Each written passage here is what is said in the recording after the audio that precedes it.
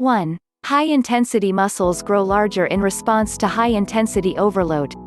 This is a very simple element of human physiology that has been in operation for, according to anthropologists, over 3 million years, before fancy exercise equipment, before training systems, and before nutritional supplements.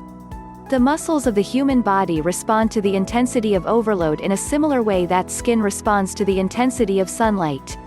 Muscles adapt to the stress of overload by getting larger, skin adapts to the stress of overload by getting darker. Each of the 600+ muscles in your body is accustomed to operating at a certain level of output during normal daily activities. To cause new muscle to grow, you have to force your muscles to operate beyond their normal level of output. That's why we lift heavy weights to build muscles. It delivers a higher intensity of overload. Building new muscle is actually nature's way of keeping you healthy. A demanding, high-intensity workout sends a message to the central nervous system that says, in effect, this much work is so draining that our existing muscle strength can't sustain it, we better build some new muscles so work at this intensity isn't so taxing. And after the new muscle appears, you can repeat the process with a new, higher-intensity workout and build even more muscle.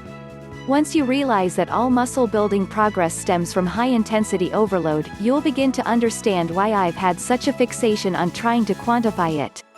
For example, which is more intense, 2 reps with 150 pounds or 3 reps with 135 pounds?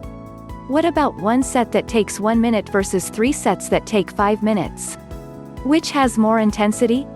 Trying to find a way to quantify this all-important intensity of muscular output is what led to power factor training, then to static contraction training and ultimately to the precision trainer, which can do all the calculations automatically. Anyway, the first thing you must know if you want to make mass and strength gains is that high-intensity overload is absolutely indispensable. 2. Progressive overload. Suppose you go to the gym today and determine that the highest intensity overload you can generate for, let's say, your triceps, is 11 reps with 190 pounds doing a close grip bench press. Great. But if you go back to the gym and do that same routine every workout, you'll never get bigger, stronger muscles. Why? Because the overload must be progressive. This is one of the most overlooked elements of strength training. I know people who have done basically the same workout month after month. I don't mean the same exercises each time. I mean the same amount of overload for each muscle group. In fact, I know people who still believe you have to cycle your intensity, so they go back to the gym and do less intense exercises. That's regressive overload. That's like having a fairly dark tan then sitting in the shade during your next tanning workout and somehow hoping the reduced sunlight intensity will deepen your tan. That would defy the laws of physics. The truth is, no 2 workouts should ever be the same. Unless you are trying to just maintain, not build, muscle mass. To be productive, every exercise in every workout should be engineered to deliver at least slightly higher intensity than the last workout. Can you make progress every workout? Of course. Consistent progress is exactly what is supposed to happen. Bodybuilding and strength training have become so mired in foolish jargon and unscientific reasoning that now people find it hard to believe every workout can be productive. But what would be the purpose of going to a gym and lifting really heavy weights if it didn't move you measurably closer to your goal of gaining more mass and size? Every workout taxes you and depletes your body of precious energy and recovery reserves. You should never spend that energy unless you get measurable results from it. And you can get measurable results from it, every time, if you train rationally. 3. Variable frequency. High intensity and progressive overload are absolutely, positively necessary if you want to make gains in muscle mass and size. There is just one catch. You can't accomplish both of them on a fixed training schedule.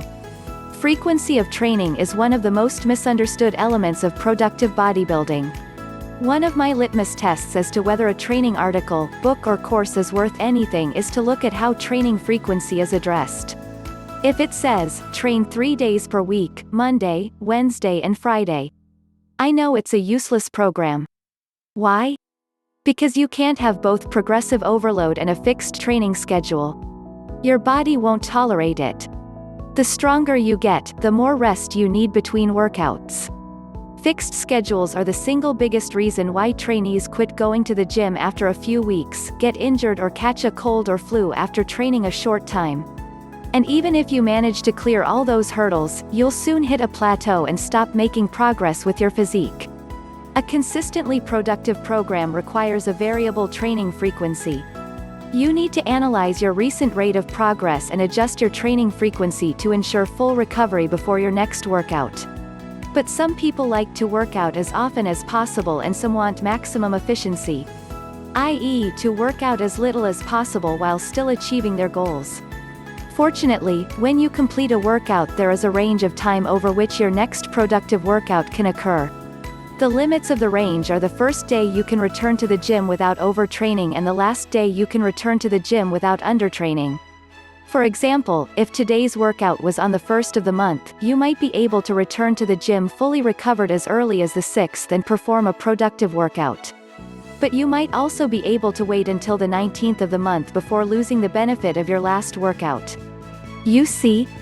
So whether you return on the 6th, the 19th or in between is a matter of preference. But either way, it is absolutely imperative that you rest enough time for your body to fully recover.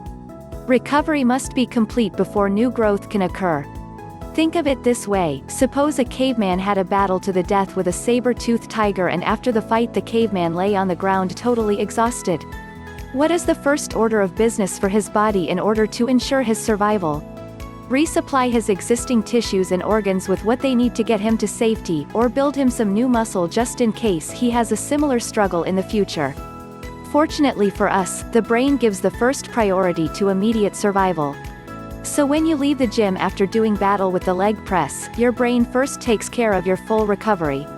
The actual muscle growth process is quite brief and recent studies reveal it likely occurs while you're sleeping. But if you never fully recover, and return to the gym for another depleting workout, you'll never experience muscle growth. And without a variable training frequency, eventually you will reach the point where you never fully recover between workouts. Can you make any progress on a fixed schedule? Sure, for as long as your fixed training days happen to be far enough apart. For example, when you first start training, your workouts won't be very demanding and your body might only need, perhaps, 18 hours to recover. As long as your workouts are more than 18 hours apart, you're fine. But very soon you'll need 29 hours rest between workouts, then 46.2 hours, then 63.8 hours. You see. And since you never know exactly when recovery is complete and muscle growth occurred, you need to be on the safe side by adding extra time off. I work with some advanced clients who train once every 6 weeks. In fact, they perform workout A, then wait 6 weeks and do workout B, so it's 12 weeks between the same exercises for the same muscle groups, and they make progress every workout. With the massive weights they hoist, it would be impossible for them to train 3 days per week. If their training schedule stayed fixed from day one, they could never have progressed to where they are today.